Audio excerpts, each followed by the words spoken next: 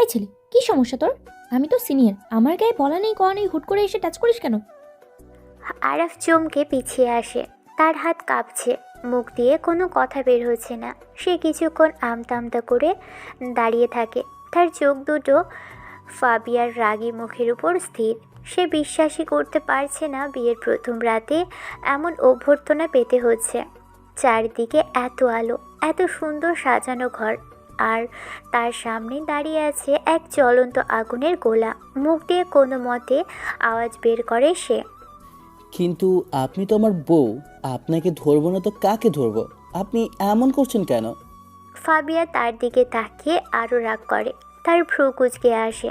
আরাফ দেখে তার নাক ফুলে উঠেছে রাগে, চোখের পাতা কুঁচকে আছে, ঠোঁট শক্ত হয়ে গেছে। আরাফের মনে হয় এই বুঝি তার উপর ঝাঁপিয়ে পড়বে। ফাবিয়া শাড়িটা ঠিক করে নেয়, আঁচলটা কাঁধে ঠিকমতো রাখে। তারপর ঘুরে দাঁড়িয়ে আবারও আরাফের দিকে তাকায়। এবার তার গলার স্বর আরও কড়া, যেন একটা শানিত ছুরি। এই, দূরে যা তো। তোকে বিয়ে করেছি পরিবারের চাপে। এখন তোর ঢং শুনতে বা দেখতে ভালো লাগছে না, একদম কাছে ঘেসবি না বলে দিলাম। আরাফ দাঁড়িয়ে থাকে হতবাক হয়ে। তার মুখ শুকিয়ে যায়, চোখ বড় বড় হয়ে যায়। এ কি শুনছে সে?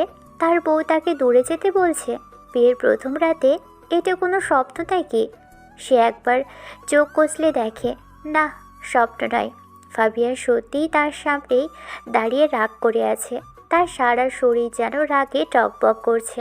আরাফের মাথা গরম হতে শুরু করে। সে মনে মনে ভাবে, যতই সিনিয়র হোক, যতই রাগী হোক, এভাবে অপমান সে সহ্য করবে না। আপনি কি আগে থেকে এমন টক তেঁতুলের মতো খারুস, নাকি নিম পাতার মতো তেতো, এমন লেজ কাটা সাপের মতো ফসফস করেন নাকি সবসময়? আপনার বাড়ির মানুষটা ঠিক আছে তো আপনার ছোবলে? আরাফের এই কথা শুনে ফাবিয়ার চোখ আরও বড় হয়ে যায়। তার মুখ লাল হয়ে ওঠে রাগে। সে দ্রুত হাত মুঠো করে ফেলে। তার শরীর কাঁপছে রাগে, গলার শিরগুলো ফুলে উঠেছে। সে দাঁতে দাঁত চেপে বলে, এই, কি বললি? আমি লেজ কাটা সাপ? বেয়াদবের বাচ্চা! তুই চিনিস আমি কে? এলাকার গুন্ডি ছিলাম। শালার কপাল, বাবা তোর মতো একটা পোল্ট্রি মুরগিকে আমার সাথে বিয়ে দিল। উফ, যা যা, দূরে যা। আরাফ এবার একটু হাসে। তার মুখে একটা বেশ মজার হাসি ফুটে ওঠে। ফাবিয়ার এই মাত্রাতিরিক্ত রাগ দেখে তার খুব মজা লাগছে। সে বুঝে যায় যে ফাবিয়াকে রাগালে বিষয়টা অনেক মজার হবে। এই একগুঁয়ে মেয়েটাকে বাগিয়ে আনার এটাই হয়তো প্রথম উপায়। ফাবিয়ার রাগের কারণ হয়তো বিয়ের প্রতি অনীহা, কিন্তু আরাফ সিদ্ধান্ত নেয় সে এই পরিস্থিতিতে হালকা করবে এবং উপভোগ করবে। হ্যাঁ, আমাকে পোল্ট্রি মুরগি বলছেন? আর আপনি যে সাদা পশমের একটা ভেড়া, খালি প্যা প্যা করছেন, সেটা কম কি? ভাগ্যিস মশা হয়নি, না হলে এমন ভন ভন করলে কখন যে চড় দিতাম। ফাবিয়া নাক ফুলিয়ে তাকায়। তার মুখ এখন টমেটোর মতো লাল হয়ে গেছে। আরব দেখে ফাবিয়া নাকের ফুটো ফুলে উঠেছে, কান লাল হয়ে গেছে। সে হাত দুটো কোমরে রেখে দাঁড়িয়ে আছে যুদ্ধের ভঙ্গিতে। আরব দাঁত কেলিয়ে হাসতে থাকে। তার হাসি দেখে ফাবিয়ার রাগ আরও বাড়ে। ফাবিয়া বুঝে ফেলে এই ছেলে তাকে রাগিয়ে মজা নিচ্ছে। এই ছেলেটা শান্ত তো নয়ই, বরং ভীষণ বাদরের মতো। সে চিৎকার করে ওঠে, এই, একদম দাঁত বের করে হাসবি না। হাসার গুয়ের মতো দাঁত, সেটা আবার বের করে হাসছিস? এই ছেলে, সামনে থেকে যা। আরাফ আরও জোরে হাসে। তার পেটে ব্যথা হয় হাসতে হাসতে। ফাবিয়ার কথায় সে এতটাই মজা পাচ্ছে যে থামতে পারছে না। ফাবিয়ার রাগের আগুন যেন আরাফের আনন্দের উৎস। সে কিছুটা হাসি চেপে ধরে বলে, আপনার মতো এমন বুনো শিম্পাঞ্জির 6 নম্বর বাচ্চা কখনো দেখিনি। আপনি একটা নাকের সর্দি, বুঝলেন? ফাবিয়ার চোখ আরও বড় হয়ে যায়, মুখ দিয়ে আওয়াজ বের হয় না। সে এত রেগে গেছে যে কথাই বলতে পারছে না। তার সারা শরীর যেন অবশ হয়ে যায়। তাকে নাকের সর্দি, এমন তুলনা সে জীবনেও শোনেনি। অপমান কাকে বলে আজ সে বুঝতে পারছে। তারপর হঠাৎ সে চিৎকার করে ওঠে, ইস, ছি! কি সব ধরনের কমপ্লিমেন্ট রে! বাদর ছেলে, হাতের কাছে সরে আয়, তারপর তোর বোঝাচ্ছি। আরফ কয়েক পা পিছিয়ে যায়। তার মুখে এখনও হাসি লেগে আছে, কিন্তু একটু সাবধান হয়ে যায়। ফাবিয়ার চোখে এখন আগুন দেখছে, যে মনে হচ্ছে যে সত্যিই মারতে পারে। ফাবিয়ার প্রতি শিরা উপশিরায় এমন ক্রোধের বিদ্যুৎ বইছে। আপনার লজ্জা করে না? বরকে তুই টোকারি করছেন। আপনি আমার বউ, আমি আপনার বর, সম্মান দিন আমাকে। ফাবিয়া এগিয়ে আসে এক পা, তার মুখে ক্রোধের ছাপ, গলার স্বর আরও কড়া হয়। সম্মান কিসের রে? তোর থেকে আমি 1 বছরের বড়, তুই সম্মান দিবি, যাবাক। আরাফ জোরে একটা শ্বাস নেয়, তারপর ঘুরে গিয়ে সোফায় বসে পড়ে। তার পুরো শরীর ক্লান্ত, এত ঝগড়া করতে করতে শক্তি শেষ হয়ে যাচ্ছে। সোফায় বসে সে মাথাটা হেলান দেয়। ফাবিয়া দাঁড়িয়ে থাকে নাক ফুলিয়ে, সে তাকিয়ে থাকে আরাফের দিকে। তার মনে পড়ে যায় আজকে সকালের কথা। বাবা তাকে ডেকে বলেছিল আরাফ খুব ভালো ছেলে, তার বাবার বন্ধু ছেলে, খুব শান্ত, কিন্তু এখন দেখছে সে শান্ত ছেলে তাকে কত রাগাচ্ছে। ফাবিয়া ভাবে এই ছেলের সাথে এক ঘরে থাকাটাও তার জন্য শাস্তি। ফাবিয়া ভাবে এই বিয়ে সে করতে চায়নি, কিন্তু বাবা জোর করেছিল, বলেছিল আরাফের বাবা তার খুব ভালো বন্ধু, এই বিয়ে না করলে সম্পর্ক খারাপ হবে, তাই রাজি হতে হয়েছিল তাকে। কিন্তু মনে মনে সে ঠিক করে রেখেছে এই ছেলেকে সে কাছে ঘেঁচতে দিবে না। সে তার সিনিয়র, সে তার বউ হলেও এই ঘরে তার প্রভুত্ব চলবে। সে আরাফকে বোঝাবে যে সে এই সম্পর্কের নিয়ন্ত্রক। আরাফও সোফায় বসে ভাবছে, তার মনে পড়ছে বিয়ের আগে বাবা বলেছিল ফাবিয়া খুব শান্ত মেয়ে, পড়াশোনায় ভালো, কিন্তু এখন যা দেখছে তা তো একেবারেই উল্টো। এই যেন এক জ্বলন্ত আগুনের গোলা, একটু টাচ করলেই পুড়িয়ে ছাই করে দিবে। আরাফ বুঝতে পারে এই মেয়েটিকে যদি শান্ত করতে হয় তবে তাকেও সমান তালে চলতে হবে, দুর্বলতা দেখালে চলবে না। সে মনে মনে প্রতিজ্ঞা করে ফাবিয়ার এই রাগ এবং অহংকার সে ভাঙবেই। ঘরের ভিতরে নীরবতা নেমে আসে, দুজনেই চুপ করে থাকে। ফাবিয়া জানালার পাশে দাঁড়িয়ে বাইরে তাকিয়ে থাকে, আরাফ সোফায় বসে ছাদের দিকে তাকিয়ে থাকে। হঠাৎ আরাফ উঠে দাঁড়ায়, সে ঠিক করে আর চুপ করে থাকবে না। যদি ফাবিয়া তার সাথে এমন ব্যবহার করে তাহলে সে কেন পিছিয়ে থাকবে? আপনি জানালার পাশে দাঁড়িয়ে আছেন, আসেন খাটে একসাথে ঘুমাই। ফাবিয়া ঘুরে তাকায়, তার চোখে আবারও রাগের আগুন জ্বলে ওঠে। সে আরাফের দিকে এক দৃষ্টিতে তাকিয়ে থাকে। এই ছেলেটা এত সহজে হার মানছে না কেন? কেন ঘুমাবো? তোর জন্য খাটকে আমি গরম করবো নাকি? তুই সোফাতেই থাক, যা। না মানে এই ঘরটা তো আমাদের দুজনের, আপনি খাট দখল করে থাকলে আমার কি হবে? আর শোনেন, আমি আপনার বর, বরকে একটু সম্মান দিন। ফাবিয়া দুহাত কোমরে রেখে আরাফের কাছে আসে। সে আরাফের একদম কাছে এসে দাঁড়ায়। আরাফ স্থির চোখে ফাবিয়ার দিকে তাকিয়ে থাকে। ফাবিয়া চোখ যেন অগ্নিগোলক। এই তুই, আমি তোর সিনিয়র, সিনিয়রদের সাথে কীভাবে কথা বলতে হয় আমি তোকে বলে দিচ্ছি। তুই সোফায় ঘুমাবি, আমি খাটে ঘুমাবো, আর তোর মতো ইঁদুরের বাচ্চা আমার সাথে ঘুমানোর সাহসও করবি না কখনো। আরাফ কিছুক্ষণ চুপ করে থাকে, তারপর তার ঠোঁটের কোণে হাসি ফুটে ওঠে। সে ফাবিয়ার চোখে চোখ রেখে হাসে। ফাবিয়া তার হাসি দেখে আরও রেগে যায়। ইঁদুরের বাচ্চা, আর আপনি হচ্ছেন সেই ইঁদুর মারার ফাঁদ, যার ধারের কাছেও কেউ খেছে না। বেশ, তাহলে শুনুন সিনিয়র বউ, সোফাটা আরামদায়ক, তাই আমি সোফাই ঘুমাবো, আপনি আমার খাটে ঘুমান।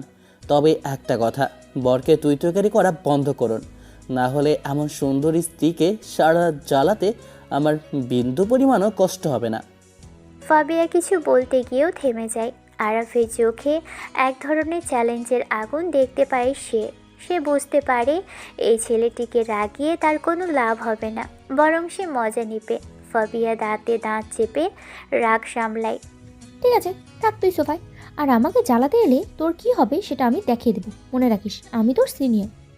ফাবিয়া আর কথা না বাড়িয়ে দ্রুত খাটের দিকে এগিয়ে যায়। সে কাঁথাটা টেনে নিয়ে এমনভাবে শুয়ে পড়ে যেন আরাফের কোনো অস্তিত্বই নেই। আরাফ মাথা নেড়ে হাসে। সে সোফায় এসে বসে, ঘরের আলো নিভিয়ে দেয়, কেবল একটা আবছা লাইট জ্বলে। আরাফ শুয়ে পড়ে, কিন্তু ঘুম আসে না। তার কানে শুধু ফাবিয়ার রাগী কণ্ঠস্বর বাজতে থাকে, আমি তো সিনিয়র। আরাফ মনে মনে হাসে। সিনিয়র হোক বা জুনিয়র, এই চ্যালেঞ্জটা সে উপভোগ করবে। এই যুদ্ধটা কেবল শুরু হলো। আজকে রাতটা যেন ভীষণ লম্বা আর নীরব। আরফ সোফায় আধো ঘুম আধো জেগে কাটিয়ে দেয়। তার শরীর সোফার শক্ত অংশে ব্যথা করছে, কিন্তু তার মনের ভিতর চলছে এক অন্যরকম উত্তেজনা। সে ফাবিয়ার রাগী মুখের কথা ভাবছে। অন্যদিকে খাটের অন্য পাশে ফাবিয়াও ঠিকমতো ঘুমোতে পারেনি। সে পাশ ফিরে শুয়েছিল, কিন্তু তার কান সজাগ ছিল। আরাফের শ্বাস প্রশ্বাসের শব্দেও সে বিরক্ত হচ্ছে। সে ভাবে, বিয়েটা আমার জীবনটাই নষ্ট করে দিল। এই ছেলেকে নিয়ে আমি কি করব? ভোর হয়, হালকা সূর্যের আলো জানালার পর্দা ভেদ করে ঘরে ঢুকছে। সিনিয়র বউ, সিনিয়র বউ, ওঠো। ফাবিয়া শুনতে পায়, কিন্তু চোখ খোলে না। সে আরাফকে পাত্তা দিতে চায় না। আরাফ সোফা থেকে উঠে এবং খাটের কাছে যায়। এই যে সকাল হয়ে গেছে, নাক ডাকার শব্দ আর কতক্ষণ শুনতে হবে? ফাবিয়া চট করে চোখ খোলে এবং উঠে বসে। তার চুলগুলো এলোমেলো, চোখে এখনও ঘুমের রেশ। তাকে দেখে আরাফ হাসতে থাকে। এই, আবার তুই? আমার সামনে থেকে যা। আর আমি নাক ডাকি না, ফালতু কথা বন্ধ কর।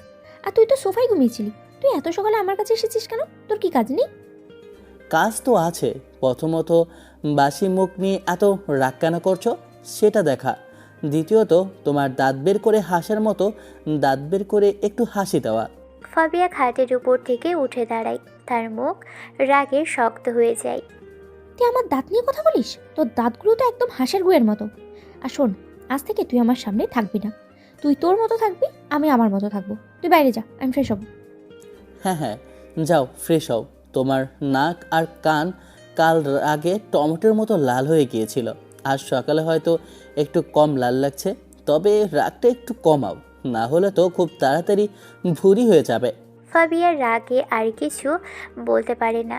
সে হাতে ইশারায় আরাফকে ঘর থেকে বের হতে বলে। আরাফ হাসি চেপে দ্রুত ঘর থেকে বেরিয়ে যায়। ফাবিয়া দরজা বন্ধ করে দীর্ঘশ্বাস ফেলে।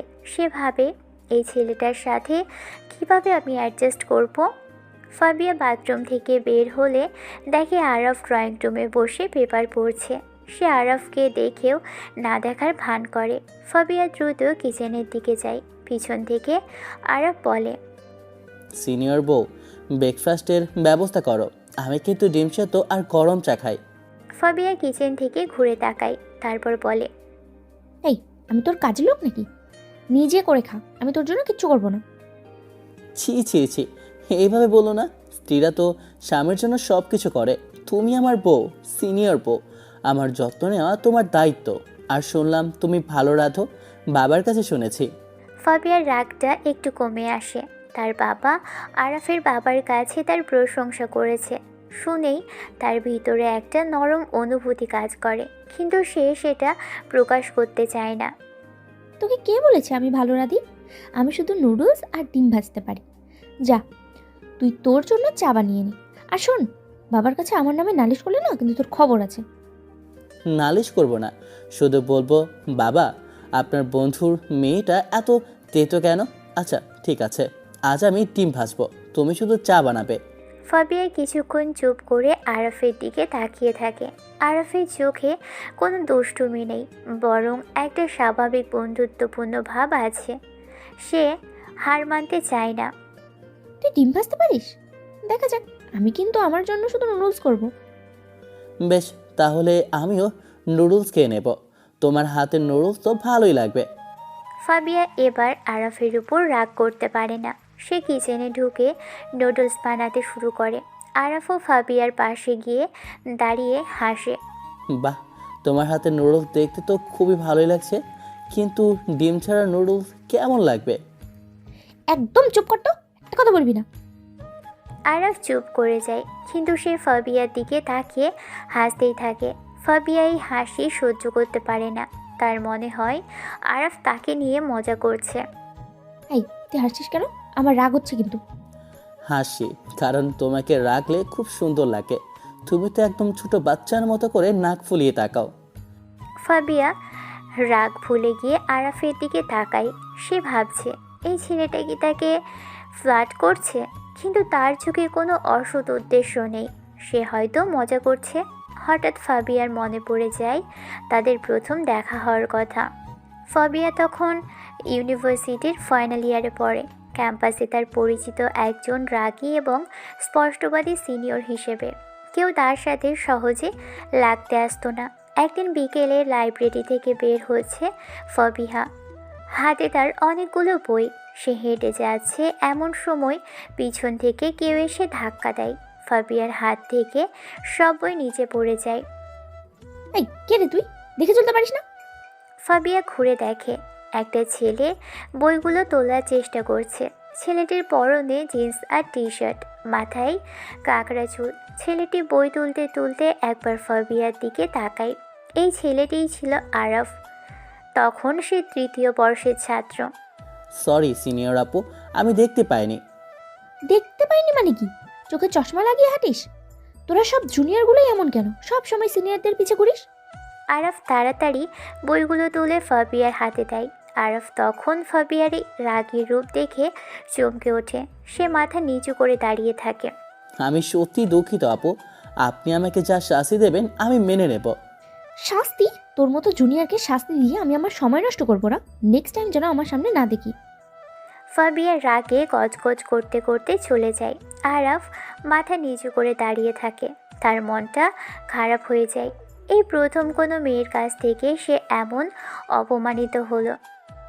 সেদিনের পর থেকে আরাফ ফাবিয়াকে দেখলে পারতপক্ষে এড়িয়ে চলত। সে জানতো ফাবিয়াকে ঘাটালে তার বিপদ নিশ্চিত। বর্তমান ফাবিয়ার সেদিনের স্মৃতি মনে পড়ে। হ্যাঁ, সে আরাফের সিনিয়র ছিল এবং তখন থেকেই সে আরাফের উপর রেগেছিল। এই কারণেই হয়তো সে আরাফকে সহজে মেনে নিতে পারছে না। আরাফ ফাবিয়ার সামনে হাত নাড়িয়ে তাকে বাস্তবে ফিরিয়ে আনে। এই সিনিয়র বউ, কি ভাবছো? নুডলস পুড়ে যাচ্ছে। ফাবিয়া দ্রুত রান্নায় মন দেয়। কিছুক্ষণ পর দুজনে নুডলস খেতে বসে। নীরবতা ভেঙে আরাফি কথা বলে। শোনো সিনিয়র বউ, আমি তোমাকে একটা কথা বলি। আমি কিন্তু তোমাকে জোর করব না। আমি জানি এই বিয়ে তুমি করতে চাওনি, কিন্তু এখন যেহেতু বিয়েটা হয়েই গেছে, চলো আমরা ভালো বন্ধু হওয়ার চেষ্টা করি। তোমার রাগ জেদ সবই আমি জানি, কিন্তু তুমি একটু শান্তভাবে ভাবো। এভাবে ঝগড়া করে কি আমরা সারা জীবন কাটিয়ে দেব? ফাবিয়া নুডলসের বাটি হাতে নিয়ে আরাফের দিকে তাকায়। আরাফের কথায় একটা নরম সুর ছিল। তার ভিতরের অভিমানী মেয়েটা যেন একটু কেঁপে ওঠে। আমি তোর সাথে ফ্রেন্ডশিপ করবো না। তুই আমার জুনিয়র। তাতে কি, বউ হিসেবে তো তুমি আমারই জিনিস। আমি তোমাকে শুধু বলতে চাইছি, আমি কিন্তু তোমার সাথে কোনো খারাপ ব্যবহার করব না। আমি তোমাকে সম্মান দেব, তবে আমার সাথে খারাপ ব্যবহার করলে আমি কিন্তু ছেড়ে কথা বলবো না, যেমন কাল রাতে বলিনি। ফাবিয়া আবারও রাগ দেখায়। বেশ, তাহলে তুইও আমার সাথে খারাপ ব্যবহার করবি না। আমাকে আপনি করে ডাক। আরাফ হাসে। সে মাথা নেড়ে সম্মতি জানায়। ঠিক আছে সিনিয়র বউ, আপনাকে আমি আপনি করে ডাকবো, কিন্তু আপনিও আমাকে তুমি করে ডাকবেন, তাতেও আমার আপত্তি নেই। ফাবিয়া কোনো উত্তর দেয় না। সে নুডলস খেতে ব্যস্ত হয়। আরাফ বুঝতে পারে এই মেয়েটার জেদ অনেক বেশি, কিন্তু তার জেদ ভাঙার জন্য আরাফ প্রস্তুত। ফাবিয়া হঠাৎ তার বাটি থেকে একটা নুডলস আরাফের বাটিতে তুলে দেয়। আরাফ অবাক হয়ে তাকায়। এটা কি? না খেলে ফেলে দে, আমার বেশি হয়েছে তাই দিলাম। আরাফের মুখে হাসি ফুটে ওঠে। এই সামান্য কাজটুকু যেন তাদের সম্পর্কের ভিতরে একটা ছোট্ট সেতু তৈরি করে। আরাফ বুঝতে পারে ফাবিয়া কঠিন হলেও ভিতরে ভিতরে সে খুব নরম। ফাবিয়া তাড়াতাড়ি খেয়ে উঠে চলে যায়। আজ তার অফিসে মিটিং আছে। সে নিজের জামা কাপড় গুছিয়ে তৈরি হতে শুরু করে। আরাফ ডাইনিং টেবিল পরিষ্কার করে আর মনে মনে হাসতে থাকে।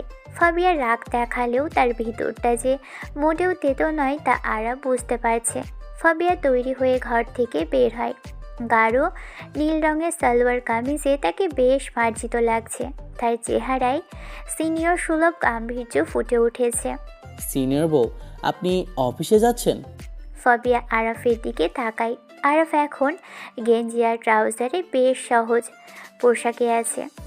হ্যাঁ, অফিসে যাচ্ছি। তুই কি করবি? আমি কি করব?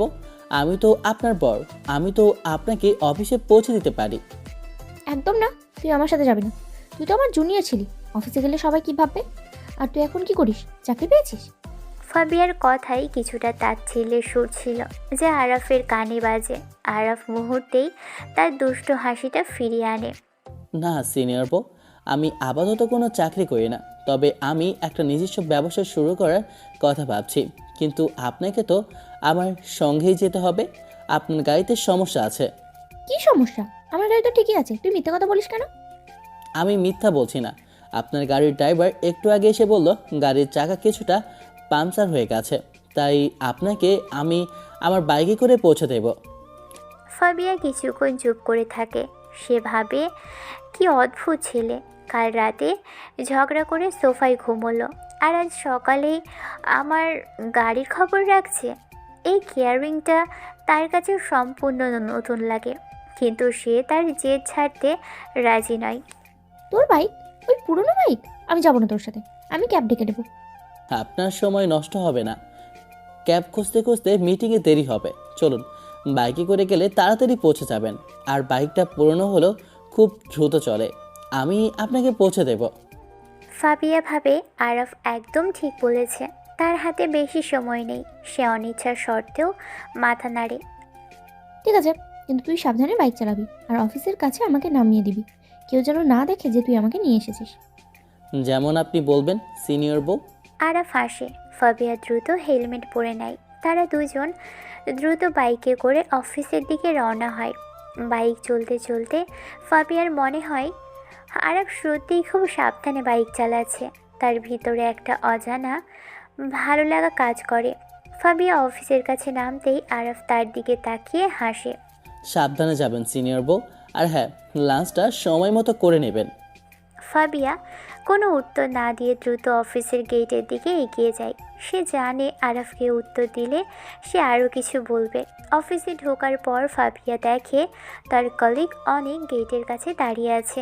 অনেক ফাবিয়ার ব্যাচমেট। অনেক দীর্ঘদিন ধরেই ফাবিয়াকে পছন্দ করে, যদিও ফাবিয়া কখনো তাকে পাত্তা দেয়নি।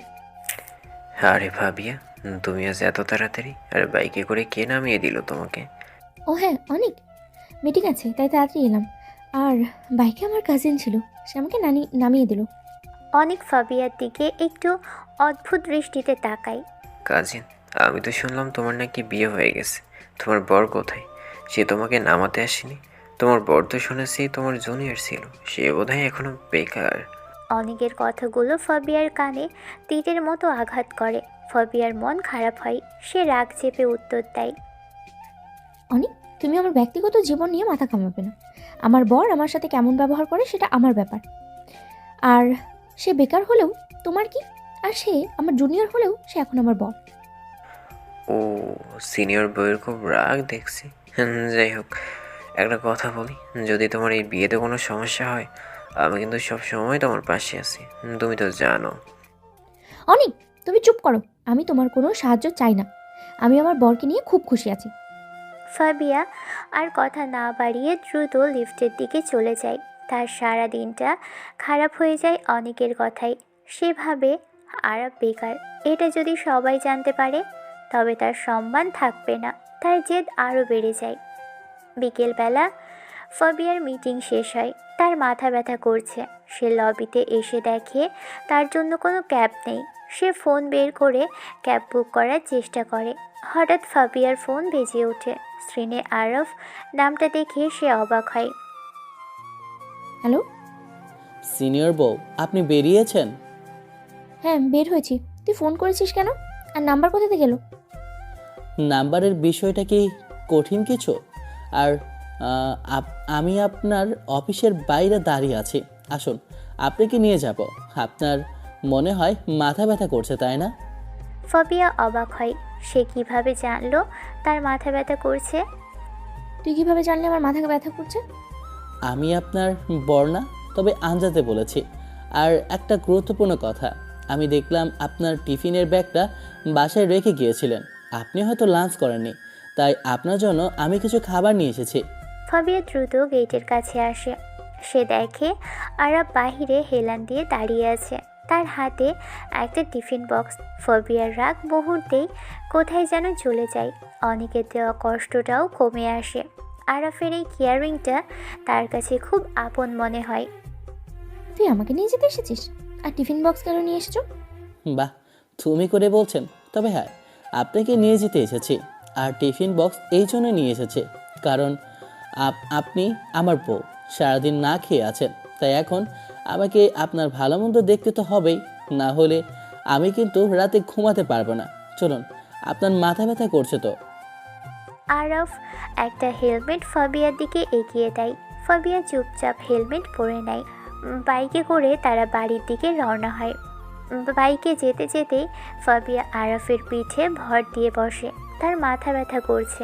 আরফ বুঝতে পারে ফাবিয়ার কষ্ট হচ্ছে। সে রাস্তার উপর দিয়ে খুব সাবধানে বাইক চালায়। হঠাৎ সে কথা বলে ওঠে। সিনিয়র বউ, অনেক আপনার সাথে কি করছিল? ফাবিয়া চমকে ওঠে। আরফ কিভাবে অনেকের নাম জানলো? তুই অনেককে চিনিস? আর তুই কিভাবে জানলি যে আমার সাথে কথা বলছিল?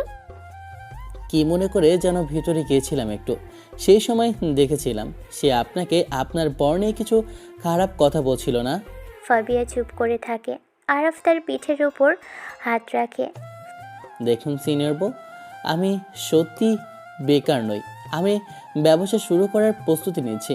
আর যদি কেউ আমার সম্পর্কে কিছু খারাপ কথা বলে, তাতে আপনার সম্মান কমবে না, কারণ আমি আপনার বর, আপনি আমার সিনিয়র বউ, আর আমি আপনাকে সম্মান করি।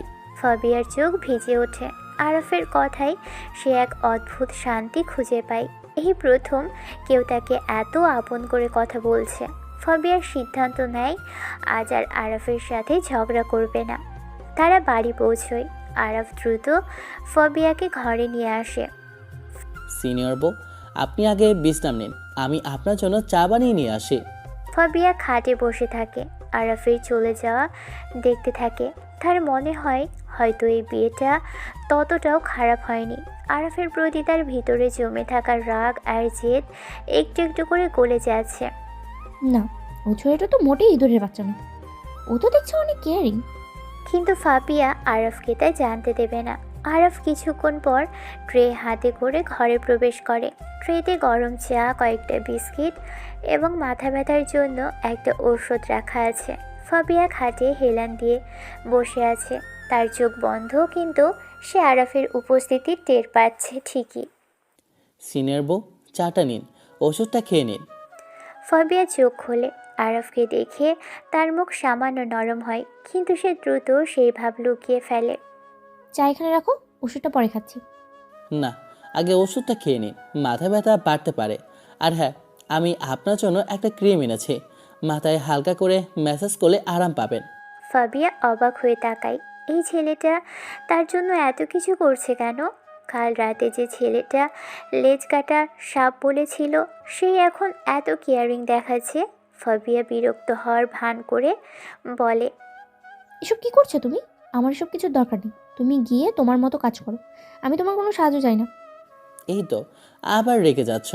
রাগলে তোমাকে যতই সুন্দর লাগুক, এখন তো তোমার মাথা ব্যথা করছে। চলো, আমি একটু ম্যাসাজ করে দিই। ফাবিয়া কিছু বলার আগেই আরফ তার কাছে বসে এবং ক্রিমের কৌটো খুলে ফাবিয়ার কপালে হালকাভাবে হাত রাখে। ফাবিয়া প্রথমে চমকে ওঠে, কিন্তু আরফের হাতের স্পর্শে এক অদ্ভুত আরাম অনুভব করে। আরফ খুব আলতোভাবে ফাবিয়ার কপালে এবং মাথায় ম্যাসাজ করতে থাকে। এই, তুমি এভাবে হাত দিচ্ছ কেন? আমি তোমার সিনিয়র বউ। আরে সিনিয়র বউ, হাত দিলে তো আরাম লাগবেই। আর আমি তোমার পর, তুমি আমার বউ, আমাদের মধ্যে এসব নিয়ে কথা বলা মানায় না। চুপ করে থাকো তো।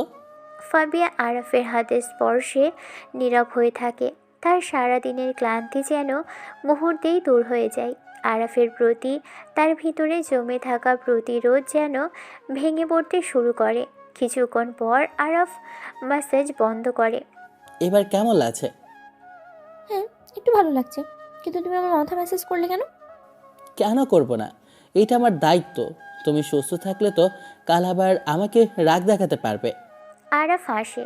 ফাবিয়া এই হাসি দেখেও এবার আর রাখতে পারে না। সে চাটা তুলে এক চুমুক দেয়। ঠিক আছে, ধন্যবাদ। ধন্যবাদ সিনিয়র বউ। আমি তোমার পর, বরকে ধন্যবাদ দিতে হয় না, বরং তুমি আমার জন্য একটা কফি বানিয়ে দেবে। আমি তোমার জন্য কিছু করব না, আমি তোমার কাজের লোক নই। তাহলে আমি বানিয়ে নেব, কিন্তু রাতে আমি রাঁধবো, কেমন? তুমি আজ বিশ্রাম নাও। তুমি রাঁধবে? তুমি কি রাঁধতে পারো? নুডলস খেতে ইচ্ছে করছে। মা বাবা তো আমার সাথে থাকে না, একাই রাঁধতে হয়। যাই হোক, আজ আমি মুরগির কারি আর গরম ভাত রাঁধবো। আমি ভালো রাঁধতে পারি, তুমি দেখবে। ফাবিয়া আর কথা বাড়ায় না। সে মনে মনে ভাবে, এই ছেলেটা কি সত্যিই রাঁধতে পারে? দেখা যাক। সন্ধ্যা পেরিয়ে রাত নামে। রান্নাঘর থেকে মাংস রান্নার সুন্দর গন্ধ ভেসে আসে। ফাবিয়া ঘর থেকে বেরিয়ে কিচেনের দিকে যায়। সে দেখে আরাফ মনোযোগ দিয়ে রান্না করছে। সে দ্রুত রান্নাঘরের দরজায় দাঁড়িয়ে আরাফকে লক্ষ্য করে। সে ঘুরে তাকিয়ে বলে, আরে সিনিয়র বউ, এখন কি আপনার শরীর ঠিক আছে? আপনি এখানে কি করছেন? যান, গিয়ে বিশ্রাম নিন। আমি দেখতে এসেছি তুমি কি করছো। তুমি আমাকে তুমি করে বলবে, সিনিয়র বউ না। আরাফ রান্না করতে করতে হাসে। সে বুঝতে পারে ফাবিয়া ধীরে ধীরে নরম হচ্ছে। ঠিক আছে, আমি তোমাকে তুমি বলেই ডাকবো, কিন্তু তুমি কেন এসেছো?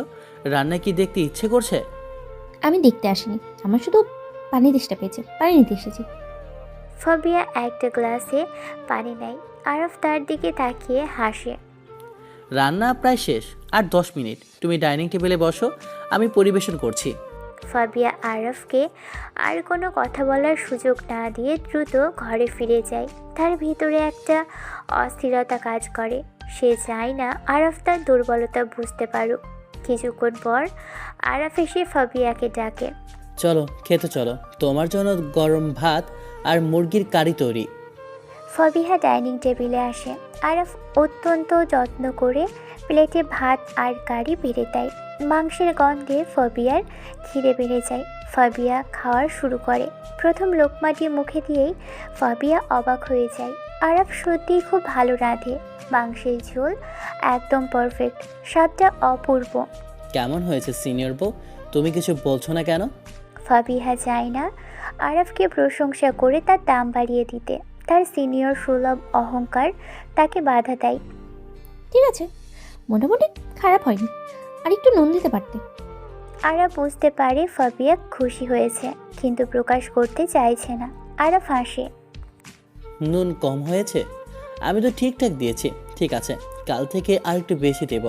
তুমি কি আরও একটু নেবে? হুম।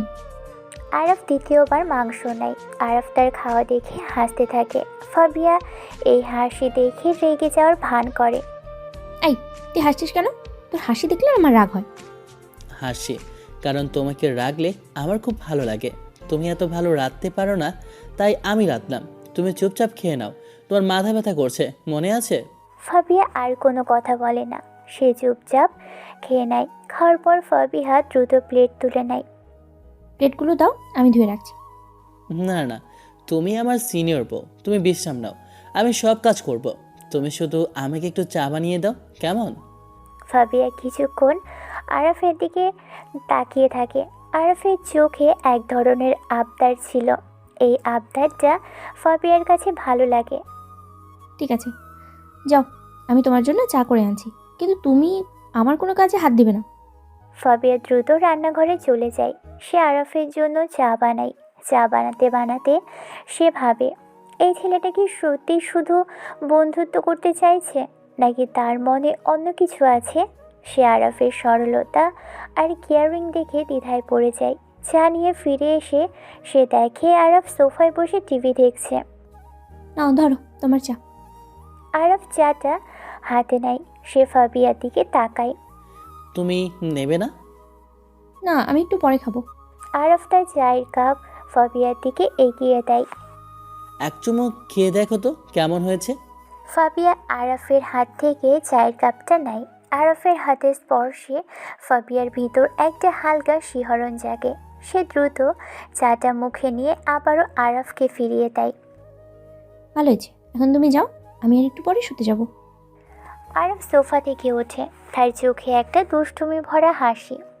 একটা কথা বলবো, তুমি আমার বউ, আমি তোমার বর। আমাকে তুমি করে ডাকলে খুব ভালো লাগে। তুমি তো জানো আমি তোমার জুনিয়র ছিলাম, কিন্তু এখন তো। এই, বাজে কথা বলবি না। যা, সবাই গিয়ে শুয়ে পড়, আমি পরে আসছি। আরাফ হেসে চলে যায়। ফাবিয়া বুঝতে পারে আরাফ তাকে বিরক্ত করতে পছন্দ করে, কিন্তু এই বিরক্তটাও ফাবিহার কাছে এখন আর খারাপ লাগে না। সে জানে এই ঘর, এই সম্পর্ক এখন আর শুধু বাবা মায়ের চাপের মধ্যে সীমাবদ্ধ নেই। দুজনের মধ্যে এক নতুন ধরনের খুনসুটি শুরু হয়ে গেছে। ফাবিয়া ধীরে ধীরে খাটের দিকে এগিয়ে যায়। তার মনে হয় আরাফের মতো এমন ভালো বর হয়তো সে আর পেতই না, কিন্তু তার রাগ আর জেদ তাকে স্বীকার করতে দিচ্ছে না। রাতের খাবারের পর ফাবিয়া যখন আরাফের জন্য চা নিয়ে আসে, তখন তাদের মধ্যে যে সামান্য নরম ভাব তৈরি হয়েছিল তা যেন পরের দিন সকালে পুরোপুরি উধাও হয়ে যায়। ফাবিয়া তার সিনিয়র সুলভ দূরত্ব বজায় রাখতে সচেষ্ট হয়। সে সকালে ঘুম থেকে উঠে দেখে আরাফ নেই। সে ভাবে, যাক বাবা, ছেলেটা অন্তত আমার চোখের সামনে পড়বে না। সে বাথরুমে যায়। কিছু সময় পর ফাবিয়া বাথরুম থেকে বের হয়ে দেখে ঘরটা আলো ঝলমলে। পুরো রুম জুড়ে লাল আর সাদা বেলুন দিয়ে সাজানো, আর বিছানার মাঝখানে রাখা একটা মাঝারি আকারের তোড়া, যেখানে বেশ কিছু বুনো লাল গোলাপ। ফাবিয়া অবাক হয়ে তাকিয়ে থাকে। সে ভাবে, এসব কি? এই ঘরে কি এলো? ঠিক তখনই আরব ঘরে প্রবেশ করে। তার হাতে দুটো কফির মগ, তার মুখে চওড়া হাসি। সে ফাবিহার দিকে এগিয়ে আসে। কেমন লাগছে সারপ্রাইজটা সিনিয়র বউ? এসব কি? তুমি এই ঘরে এত বেলুন এনেছো কেন? আর এই বুনো গোলাপ কোথা থেকে পেয়েছো? এই ঘরটাকে একদম বাজারের মতো সাজিয়েছো কেন? ফাবিয়া জানে আরবকে রাগিয়ে দিয়ে তার মনোযোগ আকর্ষণ করাই এখন তার মূল উদ্দেশ্য। রাগ করো না সিনিয়র বউ, আজ তোমার জন্মদিন। বিয়ের পর প্রথম আমার সাথে তোমার জন্মদিন, তাই আমি একটু রোমান্টিক হওয়ার চেষ্টা করছিলাম। এই গোলাপগুলো বিশেষ জায়গা থেকে এনেছি, আমি ভোরে উঠে নিজে খুঁজে নিয়ে এসেছি। আর বেলুনগুলো তো তোমাকে খুশি করার জন্য। আমার এসব রোমান্টিকতা ভালো লাগে না। আমি তোমার সিনিয়র বউ, এসব ঢং করা বন্ধ করো। আর আমি এসব বুনো গোলাপ পছন্দ করি না। আমার সুগন্ধি বিদেশি গোলাপ পছন্দ। এখন এই বেলুনগুলো আর গোলাপগুলো ঘর থেকে সরাও। ফাবিয়া যদিও রাগের ভান করে, কিন্তু আরাফের এই চেষ্টাটা তার ভিতরে একটা আনন্দ দিচ্ছে। তার মনে হচ্ছে আরাফ তাকে গুরুত্ব দিচ্ছে। আচ্ছা ঠিক আছে, আমি সব সরিয়ে দেব, কিন্তু তার আগে একটু কফি নাও আর দেখো তো গোলাপগুলো গন্ধ কেমন। আরাফ কফি মগটা ফাবিয়ার দিকে এগিয়ে দেয়। ফাবিয়া কফি মগটা নেয়, তারপর গোলাপের তোড়ার দিকে তাকায়। সে গোলাপের গন্ধ নিতে চায় না, কারণ তাতে হয়তো আরাফের কাছে তার দুর্বলতা প্রকাশ পেয়ে যাবে। আমি গন্ধ নেব না। এখন তুমি কফি খাও আর এসব সরাতে শুরু করো। তুমি আমার দেওয়া একটা উপহারও দেখবে না? ঠিক আছে, আমার হয়তো উচিত হয়নি তোমাকে এভাবে সারপ্রাইজ দেওয়া। আমি সরিয়ে দিচ্ছি। আরাফ সত্যি সত্যি হতাশ হয়ে বেলুনগুলো সরাতে শুরু করে। ফাবিয়া তার এই অভিমানী চেহারা দেখে ভিতরে ভিতরে কষ্ট পায়। সে চায় না আরাফ কষ্ট পাক। এই শোনো, আরাফ বেলুন সরাতে সরাতে ফাবিহার দিকে তাকায়। বলো। এই গোলাপগুলো খারাপ না, কিন্তু এসব ঘরে রাখার প্রয়োজন নেই। তুই তোর স্টাডি রুমে রাখতে পারিস, আর বেলুনগুলো থাকুক। ফাবিয়া দ্রুত কফি মগে চুমুক দেয়। সে আরাফের চোখ এড়িয়ে চলতে চায়। আরাফ বুঝতে পারে ফাবিয়া তার অভিমান ভাঙার জন্য এমন করছে। তুমি তো আমাকে তুমি বলে ডাকছো না সিনিয়র বউ। আমি ভুলেই গেছি, এখন থেকে তোমাকে তুমি করেই ডাকবো। এখন খুশি তো? খুব খুশি। আমার সিনিয়র বউ আমাকে তুমি বলে ডাকছে, এর থেকে আনন্দের আর কি হতে পারে। আরাফ দ্রুত বেলুনগুলো আর গোলাপের তোড়াটা ঘর থেকে সরিয়ে নিয়ে যায়। ফাবিয়া অফিসে যায়। আগের দিনের মতো আজও আরাফ তাকে বাইকে করে পৌঁছে দেয়। অফিসের গেটে নামতেই ফাবিহা দেখে অনেক তার দিকে আসছে। আরফ তুমি চলে যাও, অনেক আসছে। অনেক? সে তোমার কলিগ, সে কেন তোমার কাছে আসছে? সে আমার কলিগ, তুমি এসবে মাথা ঘামিও না, তুমি চলে যাও। আরাফ বাইক স্টার্ট করে না। সে ফাবিহার দিকে তাকিয়ে থাকে। অনেক দ্রুত ফাবিহার কাছে আসে। ফাবিয়া, কি ব্যাপার? তুমি কাল আমার সাথে এভাবে কথা বললে কেন? অনেক, তুমি আমার বরকে নিয়ে কেন কথা বলছো? তুমি আমার ব্যক্তিগত ব্যাপারে নাক গলাবে না, আর আমার বর আমাকে অপমান করে না। আমরা সুখে আছি। অনেক খেয়াল করে আরাফ বাইকে হেলমেট মাথা দিয়ে দাঁড়িয়ে আছে। ও, এই তোমার বর। হ্যালো মিস্টার, আমি অনিক, ফাবিয়ার ব্যাচমেট। আপনি কি ফাবিয়াকে বাইকে করে নিয়ে এসেছেন? আপনার গাড়ি নেই? অনেকের কথাগুলো আরাফের কানে বাজলেও সে কোনো উত্তর দেয় না। আরাফ হেলমেট খুলে অনেকের দিকে তাকিয়ে হাসে। আমি আরাব, ফাবিয়ার বর, আর আমার গাড়ি আছে, কিন্তু আমি বাইকে করে ফাবিয়াকে নিয়ে আসতে পছন্দ করি। কেন, আপনার কোনো সমস্যা? না মানে, ভাবিয়ার পরিবারের যে স্ট্যাটাস, সেই বাড়ির বউকে আপনি বাইরে করে? অনেক, তুমি এখানে আর 1 মিনিটও দাঁড়াবে না, তোমার কাজ করো। অনেক ফাবিহার রাগী চেহারা দেখে ভয় পেয়ে যায় এবং দ্রুত অফিসে প্রবেশ করে। তুমি রেগে যাচ্ছ কেন? আমি তো ওকে উত্তর দিচ্ছিলাম। তুমি কেন ওকে উত্তর দিচ্ছ? ওর সাথে আমাদের ব্যক্তিগত কথা বলার কোনো প্রয়োজন নেই, তুমি চলে যাও, আমার খুব রাগ হচ্ছে। আরব বুঝতে পারে ফাবিহার রাগটা তার উপর নয়, বরং অনেকের উপর, অনেকের কারণে। আরব বাইক থেকে নেমে আসে এবং ফাবিহার কাছে এসে দাঁড়ায়। সিনিয়র বউ, আমি দুঃখিত, আমি আর ওর সাথে কথা বলবো না।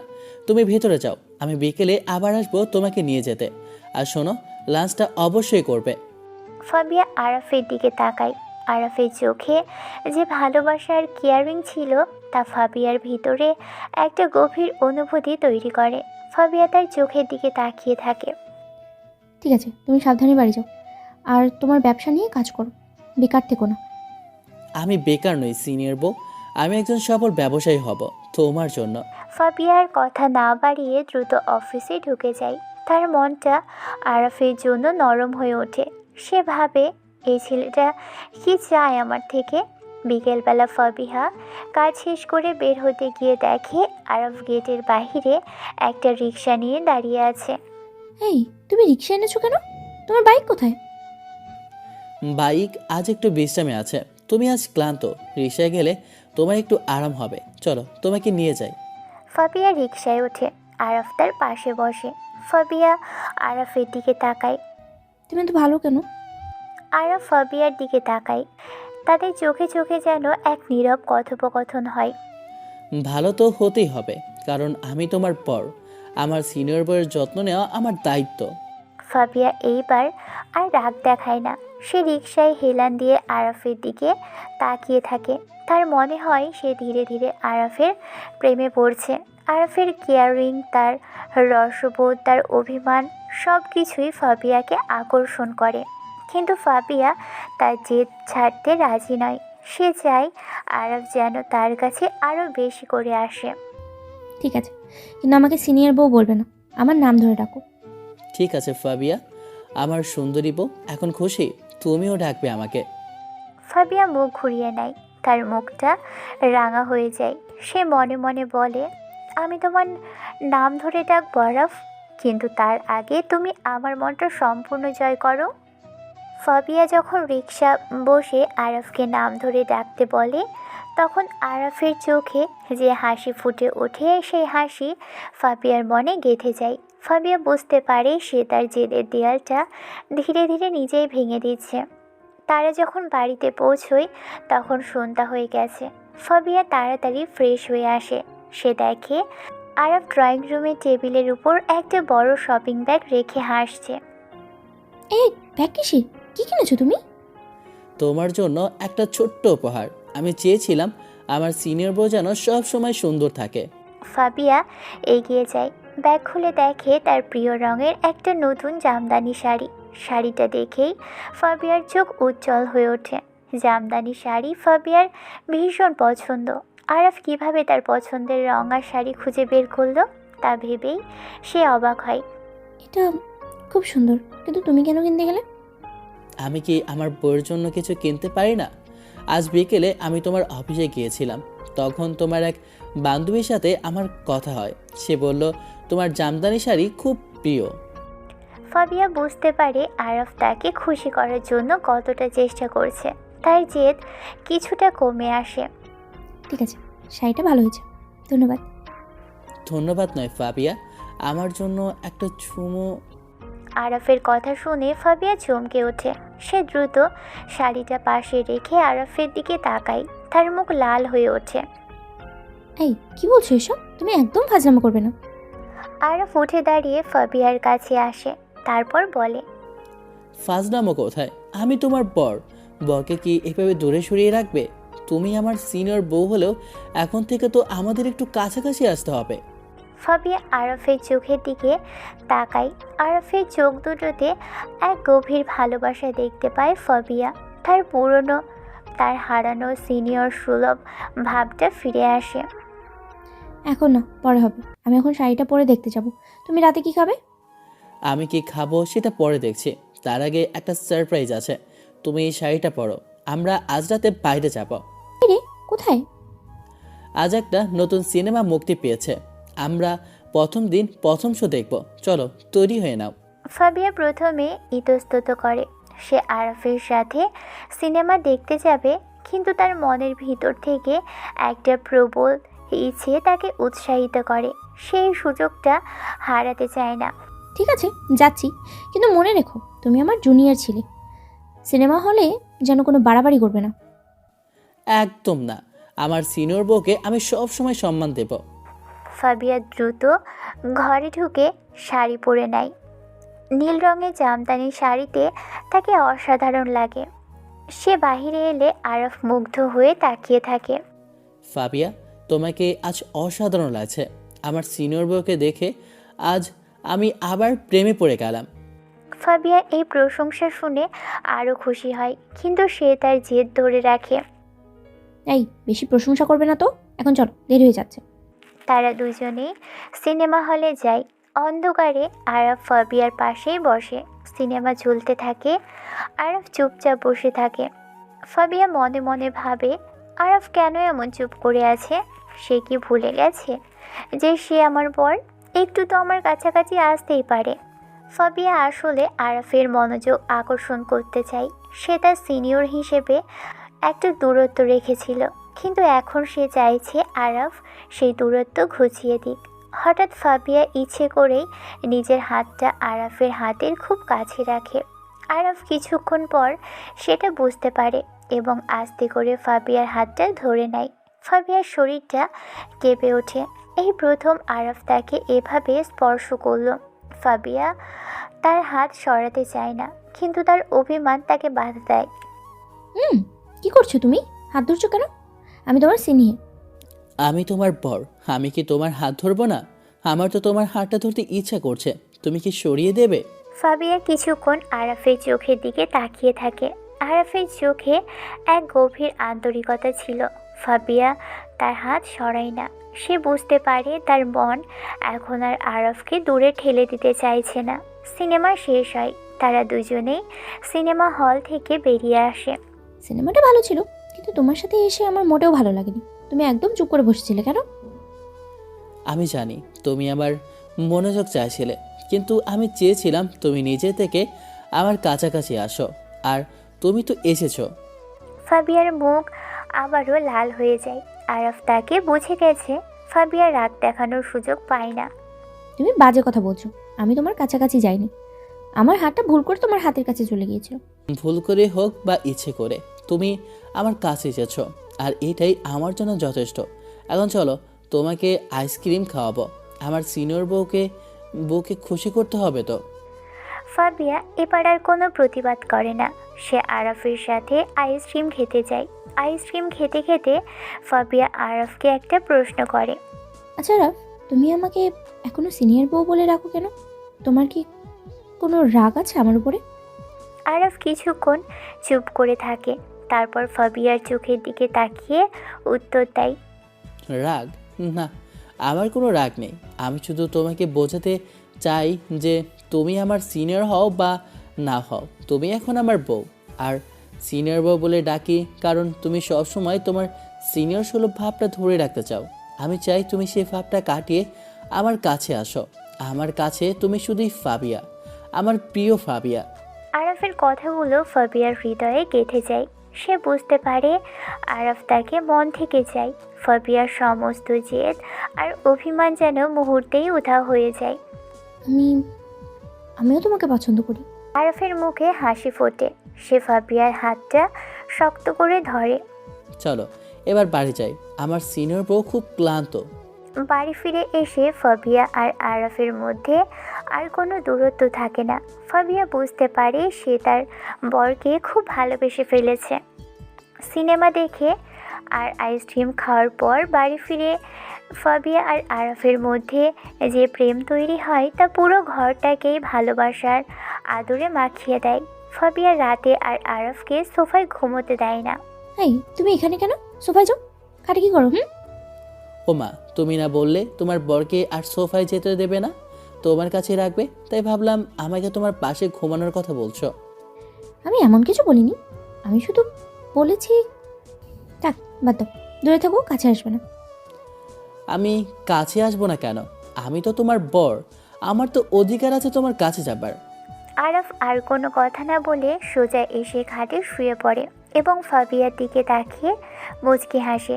ফাবিয়া তখন আর জেদ ধরে রাখতে পারে না, সে আরাফের দিকে ফিরে তাকায়, আস্তে গলায় বলে, এ আরফ।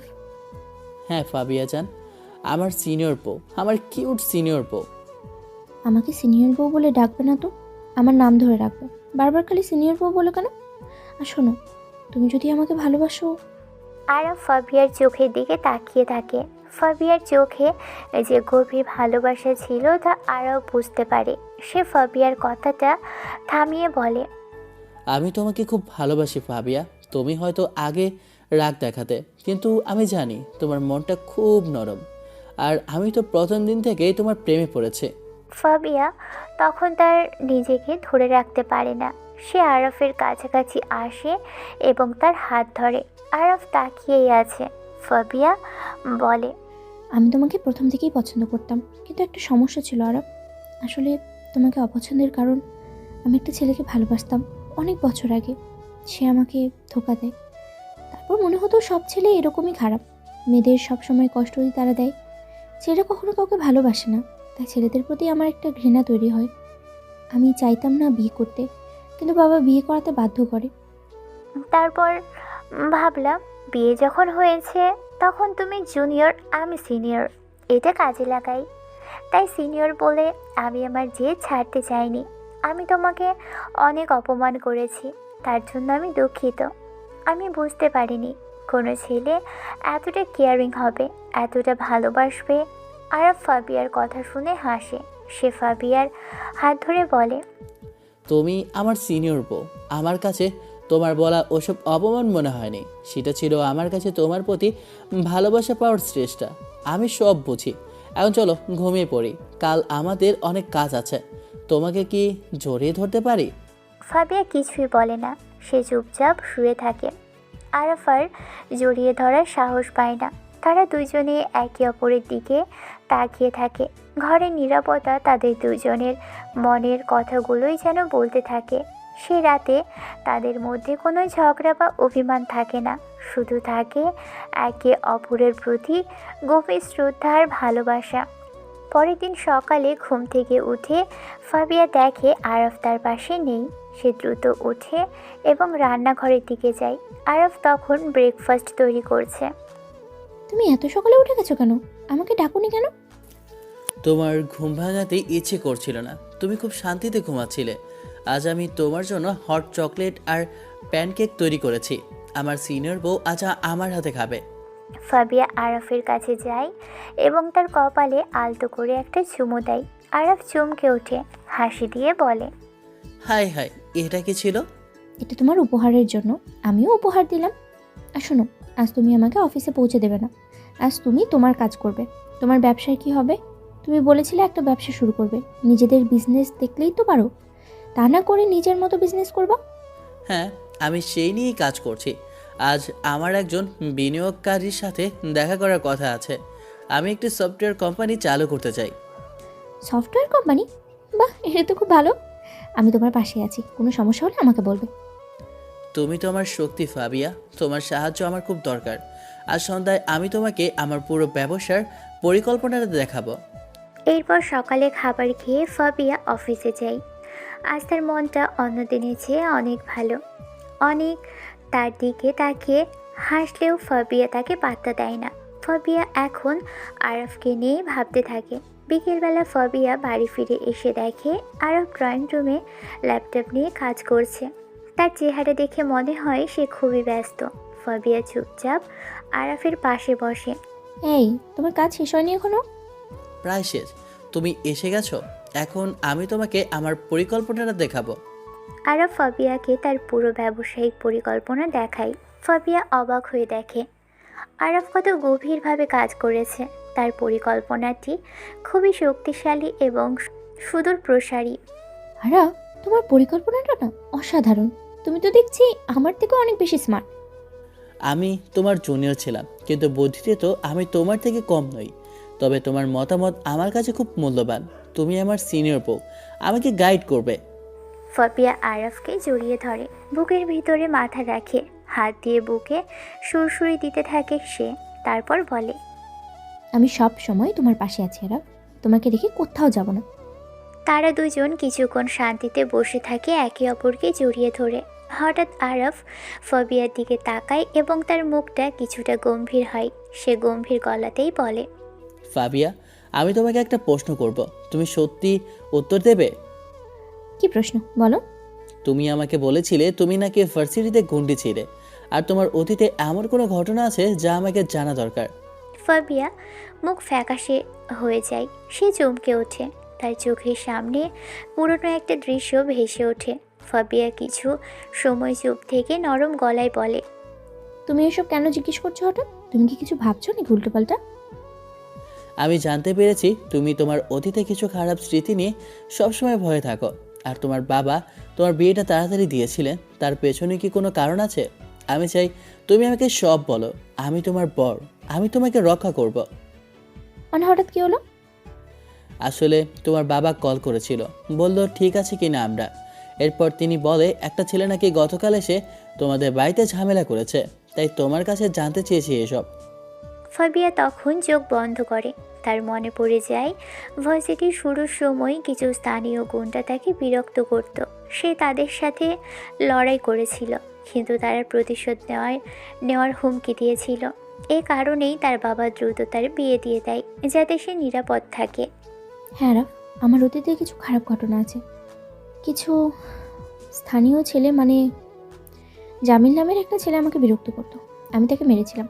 তারা আমাকে হুমকি দিয়েছিল যে তারা প্রতিশোধ নেবে, মানে তুলে যাকে বা জোর করে বিয়ে করবে। আমার বাবা ভয় পেয়েই দ্রুত তোমার সাথে আমার বিয়েটা ঠিক করে। আরাফ ফাবিয়ার হাত শক্ত করে ধরে, তারপর বলে, তুমি ভয় পাবে না ফাবিয়া, আমি তোমার পাশে আছি। এখন থেকে তোমার কোনো ক্ষতি হবে না। তারা যদি তোমাকে আবার বিরক্ত করতে আসে তবে আমি তাদের দেখব। আমি তোমাকে প্রতিশ্রুতি দিচ্ছি। ফাবিয়া আরাফের বুকে মাথা রাখে। সে জানে তার বর তাকে রক্ষা করবে। আরাফ ফাবিয়ার মাথায় হাত বুলিয়ে দেয়। তাদের ভালোবাসা এখন আরও গভীর হয়। ফাবিয়া তার অতীতের কথা আরাফকে খুলে বলে, যেন আরাফকে আরও বেশি আপন করে নেয়। আরাফকে নিজের অতীতের সব কথা বলার পর ফাবিয়া যেন নতুন করে শক্তি পায়। তার মনে হয় আরাফ এখন শুধু তার বর নয়, তার সবচেয়ে বিশ্বস্ত বন্ধু এবং রক্ষক। আরাফও ফাবিয়ার পাশে দাঁড়িয়ে তাকে আরও বেশি ভালোবাসা আর সাহস যোগায়। পরের কয়েকটা দিন তাদের দাম্পত্য জীবন খুব শান্তিতেই কাটে। আরাফের ব্যবসায়িক পরিকল্পনা চূড়ান্ত হয় এবং সে দ্রুত তার সফটওয়্যার কোম্পানির কাজ শুরু করে দেয়। ফাবিয়া অফিসে যাওয়ার আগে আরাফকে উৎসাহ দেয় এবং বাড়ি ফিরে এসে তার কাজের খোঁজ নেয়। তাদের মধ্যে এখন আর ঝগড়া নেই, শুধু আছে খুনসুটি আর গভীর রোমান্টিক ঘনিষ্ঠতা। একদিন সন্ধ্যায় ফাবিয়া অফিস থেকে ফিরছে। আরাফ তাকে বাইকে করে নিয়ে আসছিল। তারা শহরের একটা ব্যস্ত রাস্তা দিয়ে যাচ্ছিল, যেখানে অনেক দোকানপাট। ফাবিয়া তখন আরাফকে জড়িয়ে ধরে বসে আছে। আরাফ, জানো, আজ অফিসে সবাই তোমার কাজের খুব প্রশংসা করছিল। আমি তোমার ব্যাপারে সব বলেছি। তুমি এত অল্প সময়ে নিজের ব্যবসা শুরু করলে, সবাই অবাক হচ্ছে। আমার সিনিয়র বইয়ের অনুপ্রেরণা না থাকলে কি আমি পারতাম ফাবিয়া? আর আমার সাফল্য মানেই তোমার সাফল্য। কথা বলতে বলতে তাদের বাইক একটা ফাস্ট ফুডের দোকানের সামনে এসে থামে। আরাফ ফাবিয়াকে তার প্রিয় রোল খাওয়ানোর জন্য বাইক থামিয়েছিল। তুমি একটু বসো ফাবিয়া, আমি রোল নিয়ে আসছি।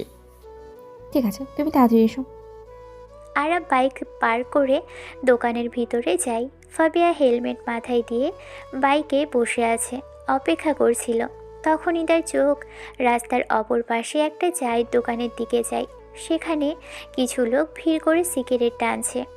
হঠাৎ ফাবিয়ার চোখ স্থির হয়ে যায়। সেই ভিড়ের মধ্যে একজন লোক তার দিকে তাকিয়ে হাসছে। সে আর কেউ না, সে জামিল। জামিলকে দেখে ফাবিয়ার সারা শরীর হিম হয়ে যায়। সেই গ্যাং দলের একজন লিডার, যে তাকে শুরুতে বিরক্ত করত এবং তাকে তুলে নেওয়ার হুমকিও দিয়েছিল। জামিলের হাতে পুরনো একটা কাটা দাগ আছে, যা ফাবিয়া ভুলতে পারে না। দাগটা ফাবিয়ার জন্যই হয়েছিল।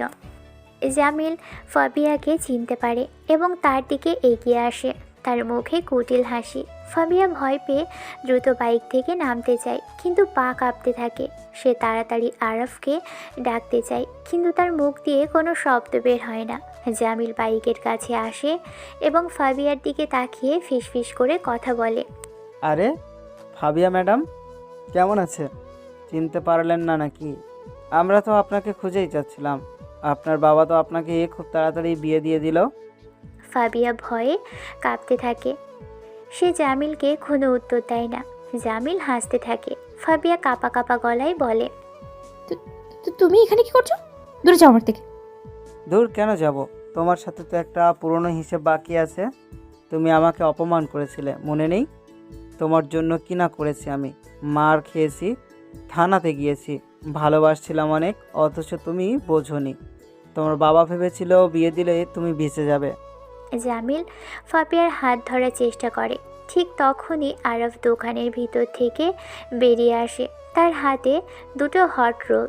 আরফ জামিলকে ফাবিয়ার এত কাছে দেখে রেগে যায়। এই, আপনি আমার বউয়ের এত কাছে দাঁড়িয়ে কি করছেন? সরে যান। জামিল আরফকে দেখে হাসে।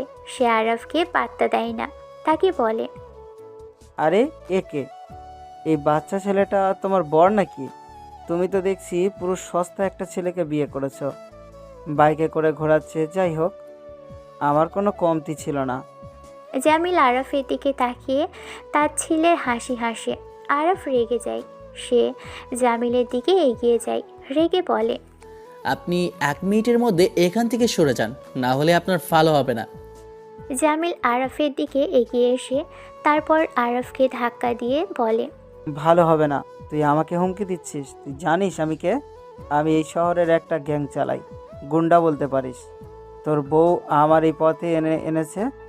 তোর বউকে তুলে নিয়ে ল্যাংটা করে তোর কাছে পাঠাবো।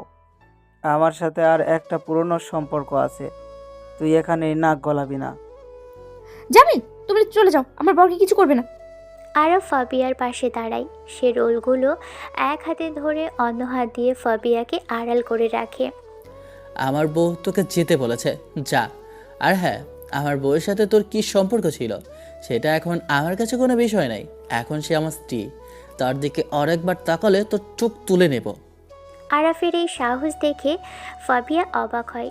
তার ভিতরে ভয় থাকলেও আরাফের পাশে দাঁড়ানো দেখে সে ভরসা পায়। জামিল আরাফের দিকে তাকিয়ে হাসে। সে বুঝতে পারে আরাফ তাকে ভয় পাচ্ছে না।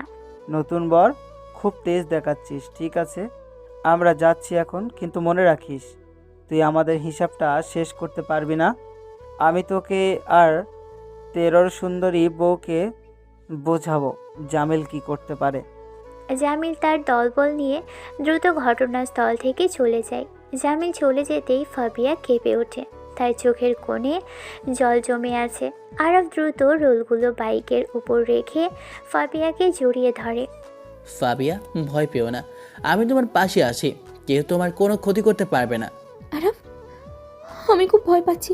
ওরা আবার আসবে আমার কারণেই। তোমার চুপ। তোমার বাবা তোমাকে বাঁচাতে চেয়েছিল, আর এখন আমি তোমাকে রক্ষা করব। আমি তোমাকে কথা দিচ্ছি, জামিল আর তার দলবল তোমার কাছেও আসতে পারবে না। আরাফের এই কেয়ারিং এবং ভরসা পেয়ে ফাবিয়া কিছুটা শান্ত হয়। সে আরাফকে আরও শক্ত করে জড়িয়ে ধরে। তুমি আমার বর, তুমি না থাকলে আমার কি হতো? চলো আমরা বাড়ি যাই, আর তুমি আজ থেকে খুব সাবধানে থাকবে। অফিসের সময় ছাড়া তুমি আর বাইরে বের হবে না, আর আমিও তোমাকে আর একা ছাড়বো না। ফাবিয়া মাথা নেড়ে সম্মতি জানায়। তারা দুজনেই বাইকে করে বাড়ির দিকে রওনা দেয়। পথে আরফ একটা থানায় ফোন করে জামিলের দলবলের ব্যাপারে রিপোর্ট করার কথা ভাবে। সে বুঝতে পারে জামিল শুধু হুমকি দিয়ে যাবে না, সে সত্যি প্রতিশোধ নিতে চাচ্ছে। জামিল আর তার দলবলের মুখোমুখি হওয়ার পর ফাবিয়ার ভিতরে পুরনো ভয় আবারও জেগে ওঠে।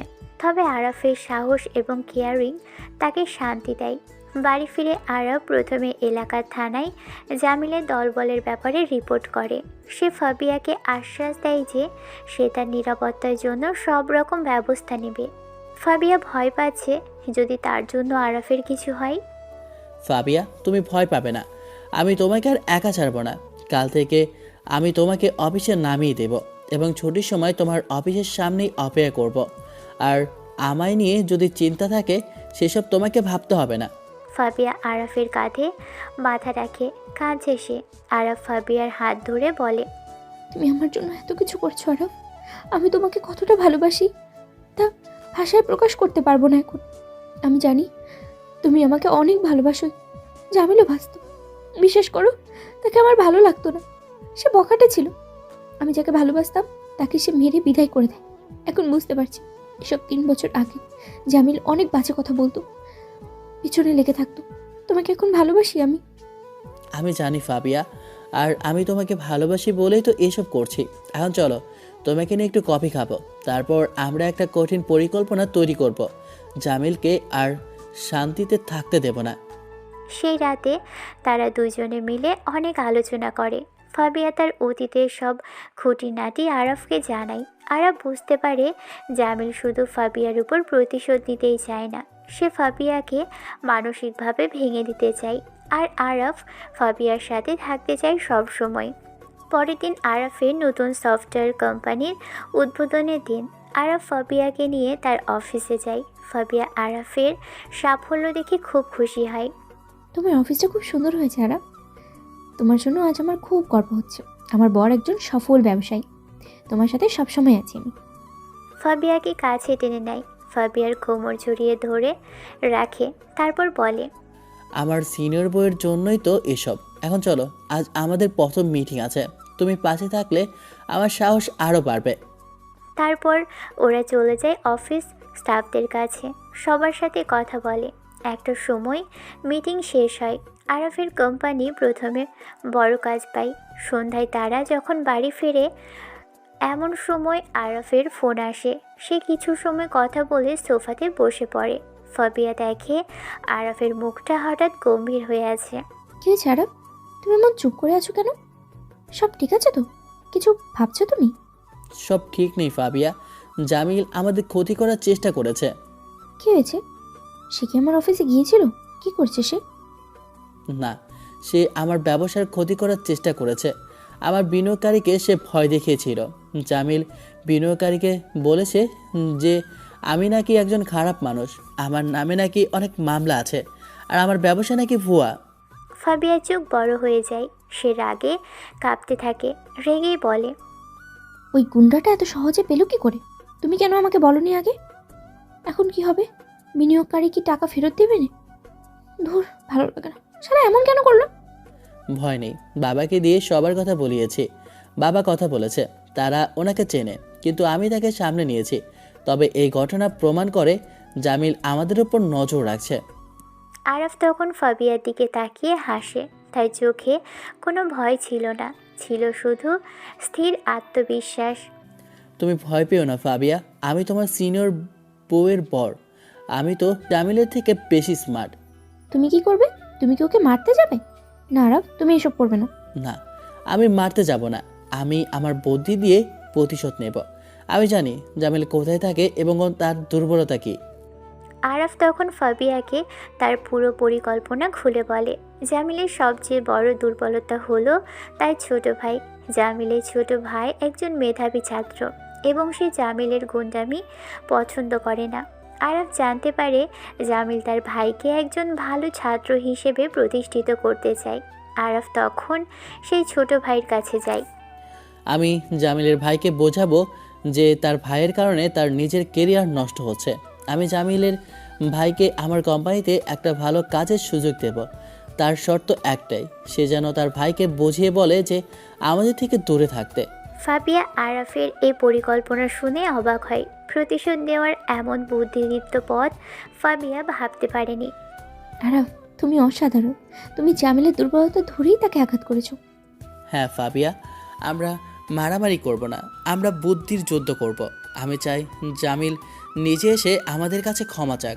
পরের দিন আরফ জামিলের ছোট ভাইয়ের সাথে দেখা করে। আরফ তাকে তার ব্যবসার পরিকল্পনা দেখায় এবং তার ভাইকে ভালো চাকরি দেওয়ার প্রস্তাব দেয়। জামিলের ছোট ভাই তখন বুঝতে পারে তার ভাইয়ের গুদনামির কারণে সেও বিপদে পড়তে পারে। রাতে ফাবিয়া তার বরের সাফল্যের জন্য যে বিশেষ ডিনারের আয়োজন করেছে তা ছিল ভালোবাসার এক নিবিড় প্রকাশ। তারা মোমবাতির আলোয় একে অপরের কাছাকাছি বসে আছে। ভবিষ্যতের স্বপ্ন বুনছিল দুজন। ফাবিয়া আরাফের সাহস আর বুদ্ধিমত্তার প্রশংসা করছিল, আর আরাফ ফাবিহার সৌন্দর্য আর ভালোবাসায় ডুবে যাচ্ছিল। আমার জীবনের সবথেকে বড় পুরস্কার হলো তুমি, আরাফ। জামিলের সাথে তোমার বুদ্ধিদীপ্ত মোকাবেলা দেখে আমি বুঝেছি আমার জীবনের সেরা সিনিয়র তুমি। তোমাকে ছাড়া যেন আমি কিছুই না। আর আমার পুরস্কার হলো তোমার হাসি ফাবিয়া। তুমি না থাকলে আমি হয়তো চিরকাল এমন এলোমেলো হয়ে থাকতাম। তুমি আসার পর সব কিছু বদলে গেছে। তারা দুজনে প্রাণ খুলে হাসে। ঠিক তখনই দরজায় তীব্র শব্দে কলিং বেল বেজে ওঠে। রাত তখন অনেকটা গভীর। ঘড়িতে দেখে 12টা বেজে গেছে। কলিং বেলের শব্দে ভয় পায় ফাবিয়া। এত রাতে কি হলো? চিন্তা করো না ফাবিয়া, আমি দেখছি। তুমি ভেতরে থাকো, হয়তো কারো দরকার আছে। চিন্তা নেই, আমার ভয় করছে। আমি আছি তো, ভয় কিসের? আরাফ এগিয়ে যায়, সাবধানে দরজা খুলে। দরজার বাহিরে কেউ নেই। সে আশেপাশে তাকায়, কিন্তু কেউ নেই। সে ঘুরে যখন চলে আসবে ঘরের ভিতরে, এমন সময় ফ্ল্যাটের করিডোরের অন্ধকার থেকে হিংস্র জামিল ঝাঁপিয়ে পড়ে আরাফের উপর। তার হাতে ধারালো ছুরি আছে। আমার ভাইকে কি বুঝিয়েছিস শালা? তোর বউ আমাকে শেষ করেছে, এখন তুই আমার ভাইয়ের কাছে গিয়েছিলি। আমাকে কি তোর তুচ্ছ মনে হয়? আমার জীবন নষ্ট করে সুখে থাকবে অসম্ভব। আরাফ কিছু বোঝার আগেই জামিল তার পেটে ছুরি দিয়ে আঘাত করে। আঘাতটা ছিল আকস্মিক ও তীব্র। ছুরিটা আরাফের পেট কেটে বের হয়ে যায়। ফিনকি দিয়ে রক্ত বের হতে শুরু করেছে। আহ! আরাফের পেট থেকে রক্ত পড়তে শুরু করে। আরাফের চিৎকার শুনতে পায় বাইরে থাকা নাইট গার্ড। সে দ্রুত ভিতরে প্রবেশ করে। জামিলকে দেখতে পায়। গার্ড এসে জামিলের পিঠে জোরে বাড়ি মারে। জামিল পড়ে যায়। ওদিকে আরাফ তার পেট ধরে পড়ে যায়। সে যন্ত্রণায় কুঁকিয়ে ওঠে, মেঝেতে লুটিয়ে পড়ে। তার সাদা শার্ট মুহূর্তেই লাল রক্তে ভিজে যায়। জামিলের মুখে তখন পৈশাচিক হাসি। ফাবিয়া দৌড়ে আসে। ফাবিয়া দরজার সামনে এই ভয়াবহ দৃশ্য দেখে পাথর হয়ে যায়। মুহূর্তের জন্যই তার শ্বাস বন্ধ হয়ে যায়। তারপর তার ভিতরের সিনিয়র লড়াকু সত্তা জেগে ওঠে। আরাফের বিপদে তার সব ভয় দূর হয়ে যায়। জামিল, তুই? ফাবিয়া তখন আর দ্বিতীয়বার চিন্তা করে না। সে গাড়ি থেকে লাঠি নিয়ে এসে প্রচণ্ড শক্তিতে জামিলের কাছে এসে মারতে শুরু করে। জামিল চিৎকার করতে থাকে। আরাফ এক মুহূর্তের জন্য অবাক হয়ে যায়। আর তার বউ তো আসলেই গুন্ডা ছিল। মনে শান্তিমতো পিটিয়ে দফা বিয়া আরাফের পাশে গিয়ে হাঁটু গেড়ে বসে। আরাফকে ধরতে ধরতে জামিলকে বলে, হারামির বাচ্চা, তুই আমার বরকে মারলি? আমি তোকে মেরেই ফেলবো। ফাবিয়ার এমন উন্মুক্ত ক্রোধ দেখে জামিল সহ সবাই ভয় পেয়ে যায়। জামিল বুঝতে পারে এই মেয়েকে কাবু করা অসম্ভব। সে কোনো রকমে গার্ডকে ধাক্কা মেরে তাড়াতাড়ি সে দৌড়ে পালিয়ে যায়। ফাবিয়া তখন আরাফকে ধরে তার মাথা কোলে তুলে নেয়। আরাফের শরীর থেকে দ্রুত রক্ত ঝরছে। ফাবিয়া আরাফের রক্তমাখা পেট ধরে কান্নায় ভেঙে পড়ে। গার্ড অ্যাম্বুলেন্স ডাকে। আরাফ, তুমি চোখ বন্ধ করো না। আমার কথা শোনো। আমি তোমার কিচ্ছু হতে দেবো না। ফাবিয়া তার ওড়নার আঁচল ছিঁড়ে নেয়। হাতের সমস্ত শক্তি দিয়ে সে ক্ষতস্থানে চেপে ধরে। তার সারা হাত আরাফের রক্তে ভিজে যায়। সে প্রতিবেশীদের সাহায্যে চাওয়ার জন্য চিৎকার করতে থাকে। তার ভিতরে যন্ত্রণা তখন পাগলের মতো। সে বুঝতে পারে এই ছেলেটা তার কাছে কতটা মূল্যবান। আরাফের এই আঘাত তার সহ্য হবে না। অ্যাম্বুলেন্স আসে তখনই। ফাবিয়া, তুমি ভয় পেও না, আমি ঠিক আছি। তুমি চুপ করো। তুমি কি মনে করছো আমি তোমাকে এত সহজে মরতে দেবো? তুমি আমার বর। তোমার সিনিয়র বউকে একা ফেলে তুমি কোথাও যাবে না। অ্যাম্বুলেন্স গেট দিয়ে বাড়ির ভিতরে প্রবেশ করে। ফাবিয়া তখনও আরাফকে শক্ত করে ধরে আছে, তার চোখে জল আর কষ্ট চেপে বসেছে। অ্যাম্বুলেন্সেও সে আরাফের হাত ছাড়ে না। সে ক্রমাগত আরাফের সাথে কথা বলতে থাকে, তাকে সান্ত্বনা দিতে থাকে। কিছু সময় পর তারা হাসপাতালে চলে আসে। হাসপাতালে আরাফের দীর্ঘ অস্ত্রোপচার হয়। ফাবিয়া ওয়েটিং রুমে বসে থাকে, তার জামা কাপড় রক্তে ভেজা, কিন্তু তার সেদিকে কোনো খেয়াল নেই। সে শুধু বারবার প্রার্থনা করে যেন আরাফ সুস্থ হয়ে তার কাছে ফিরে আসে। সে সময় ফাবিয়া বুঝতে পারে সে কেবল আরাফকে ভালোই বাসে না, আরাফ তার বেঁচে থাকার কারণ। অস্ত্রোপচার শেষে ডক্টর বের হন। ছুরিটা খুব গভীরে যায়নি, কিন্তু রক্তক্ষরণ অনেক হয়েছে। আমরা সফলভাবে অপারেশন করেছি। এখন তিনি ঠিক আছে, তবে পুরোপুরি সুস্থ হতে সময় লাগবে। চিন্তার কারণ নেই। ফাবিয়া এক ধাক্কা সামলানোর পর স্বস্তির নিঃশ্বাস ফেলে। সে কাঁপা শরীরে আরাফের বেডের পাশে এসে বসে। আরাফের মুখটা ফ্যাকাশে হয়ে আছে, তার শরীরে অসংখ্য যন্ত্রণা লাগানো। আরাফের দিকে তাকিয়ে থেকে ফাবিয়া বলে, তুমি ফিরে এসেছো আরাফ। আমি জানতাম তুমি ফিরে আসবে। আমি তোমাকে ছাড়া বাঁচতে পারতাম না। তুমি তাড়াতাড়ি সুস্থ হয়ে ওঠো, আমি আবার তোমার সাথে ঝগড়া করব। আমাকে সিনিয়র বউ বলে রাখবে, তোমার সাথে ঝগড়া করতেছে, আমাকে তুমি জ্বালাবে। আরাফ তখন ধীরে ধীরে চোখ খুলে তাকায় ফাবিয়ার দিকে। তার মুখে একটা দুর্বল হাসি ফুটে ওঠে। সে আস্তে গলায় কথা বলে, আমি তো তোমাকে একা ছাড়তে পারি না ফাবিয়া। আমি তোমার কাছে হার মানাতে চাই না, ঝগড়া করে তোমার কাছে জিতে চাই, তোমাকে রাগাতে চাই। আরাফের এই দুর্বল কণ্ঠস্বর ফাবিয়ার বুকে গভীর আঘাত করে। সে আরাফের হাত ধরে কাঁদতে থাকে। ফাবিয়ার চোখের পানি আরাফের গায়ে এসে পড়ে। সেই রাতে ফাবিয়ার সব অভিমান, সব জেদ আরাফের পাশেই শেষ হয়ে যায়। সে আরাফকে কোনোভাবেই হারাতে পারবে না। বেশ কিছুদিন পার হয়। হাসপাতালে আরাফকে বাড়ির সবাই দেখতে এসেছিল। প্রায় 2 সপ্তাহ পর আজ আরাফ বাড়ি ফিরেছে। ফাবিয়া এখন আরাফের 24 ঘন্টার নার্স। তার যত্ন নেয় এক নিবেদিত প্রেমিকার মতো। জামিল পুলিশের হাতে ধরা পড়ে এবং কঠোরতম শাস্তি হয় ওর। তাদের জীবনের সেই অন্ধকার অধ্যায় চিরতরে শেষ হয়। একদিন সন্ধ্যায় আরাফ আর ফাবিয়া তাদের নতুন পরিষ্কার ফ্ল্যাটের সোফায় বসে আছে। আরাফ তার ক্ষতস্থানে হাত রেখে হেসে ফাবিয়ার দিকে তাকায়, তারপর বলে, তুমি তো দেখছি খুব ভালো নার্স ফাবিয়া। আর আমার সিনিয়র বউ তো একজন শক্তিশালী যোদ্ধা। সেদিন যদি তুমি জামিলকে না মারতে, তাহলে হয়তো আমার জীবনই চলে যেত। তুমি তো আসলেই গুন্ডা ছিলে, কি মারটাই না দিছো ওরে। ফাবিয়া আরাফকে জড়িয়ে ধরে, তার গলায় ঠোঁট ঘষতে থাকে। আরাফ জড়িয়ে ধরে। ফাবিয়া বলে, আমার জীবনের বিনিময়েও আমি তোমাকে বাঁচাতাম আরাফ। এই কয়েকটা দিন হাসপাতালে আমি বুঝেছি আমার জীবনে তোমার মূল্য কতখানি। আমি তোমাকে ভালোবাসি আরাফ, খুব বেশি ভালোবাসি। আর কোনো সিনিয়র জুনিয়র নয়, আমরা শুধু দুজনে এখন স্বামী স্ত্রী। তোমাকে আমার থেকে কেউ আলাদা করতে পারবে না। আরাফ ফাবিয়ার কপালে চুমু খায়। ফাবিয়া হাসতে থাকে। আরাফ বলে, আমি জানি ফাবিয়া, আর আমি তোমাকে কথা দিচ্ছি, আমার জীবনে আর কোনো বিপদ আসবে না, তোমার কাছেও আসতে দেব না। ফাবিয়া তখন আরাফের দিকে তাকায়, মুচকি হেসে বলে, একটা কথা বলবো, তুমি আমার বর, আমার রক্ষক। আমি তোমার কাছেই নিরাপদ। আর আমি তোমার চিরন্তর সিনিয়র বউয়ের পর। তারা দুজনেই হাসে। তাদের ভালোবাসা এখন শুধু মিষ্টি খুনসুটির মধ্যেই সীমাবদ্ধ নয়, তা জীবনের সবচেয়ে কঠিন পরীক্ষার উত্তীর্ণ এক গভীর বন্ধন। তাদের সামনে এখন শুধু এক সুন্দর ভবিষ্যৎ। তারা একে অপরের দিকে তাকিয়ে প্রতিজ্ঞা করে যত ঝড়ই আসুক তারা সব সময় হাতে হাত রেখে পাশে পাশেই থাকবে।